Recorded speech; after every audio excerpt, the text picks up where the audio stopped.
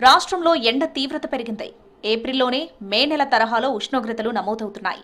గరిష్ట ఉష్ణోగ్రతలు 40 డిగ్రీలు దాటాయి. ఇవాళ అత్యధికంగా ఆదిలాబాద్ జిల్లా బేలాలో 43.2 డిగ్రీలు, నిర్మల్ జిల్లా మామడలో 41.7 డిగ్రీల టెంపరేచర్లు నమోదయ్యాయి. రానున్న 3 రోజుల్లో ఎండల తీవ్రత మరింత పెరిగే ఛాన్స్ ఉందన్నారు వాతావరణ శాఖ అధికారులు. పలు జిల్లాల్లో అత్యధిక గరిష్ట ఉష్ణోగ్రతలు నమోదయ్యే అవకాశం ఉండటంతో హెచ్చరికలు జారీ చేశారు. ఉత్తర, తూర్పు, దక్షిణ జిల్లాలకు ఆరెంజ్ అలర్ట్ ఇచ్చారు. నార్మల్గా హై టెంపరేచర్లు ఉండే ఉత్తర తెలంగాణ, అలాగే తూర్పు తెలంగాణ, సౌత్ తెలంగాణలో మహబూబ్ నగర్ ప్రాంతంలోనే ప్రస్తుతం కూడా మనకి హై టెంపరేచర్లు రికార్డ్ అవ్వడం జరుగుతుంది.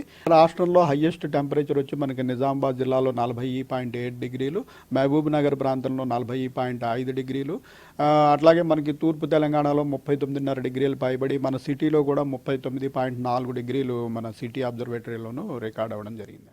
ఆదిలాబాద్, జోగులాంబ గద్వాల, ఖమ్మం, కొమరంభీం, ఆసిఫాబాద్, మహబూబ్ నగర్, మంచిర్యాల, నాగర్ కర్నూల్, నారాయణపేట, నిర్మల్, నిజామాబాద్, వనపర్తి జిల్లాలకు ఆరెంజ్ అలర్ట్ ఇచ్చారు. ఈ జిల్లాల్లో దాదాపు 41 నుంచి 44 డిగ్రీల మధ్య గరిష్ట ఉష్ణోగ్రతలు నమోదయ్యే అవకాశం ఉందన్నారు. మిగతా జిల్లాల్లో 38 నుంచి 40 డిగ్రీలు నమోదయ్యే ఛాన్స్ ఉండటంతో ఎల్లో అలర్ట్ జారీ చేశారు. వడదెబ్బ బారిన పడే అవకాశం ఉండటంతో ప్రజలు తగిన జాగ్రత్తలు తీసుకోవాలన్నారు. మధ్యాహ్నం 12 నుంచి 3 గంటల మధ్యలో బయటకు వెళ్లొద్దని సూచించారు. ఉమ్మడి ఆదిలాబాద్ జిల్లాలో టెంపరేచర్లు భారీగా నమోదవుతున్నాయి. పెరిగిన ఎండలతో జనం అవస్థలు పడుతున్నారు.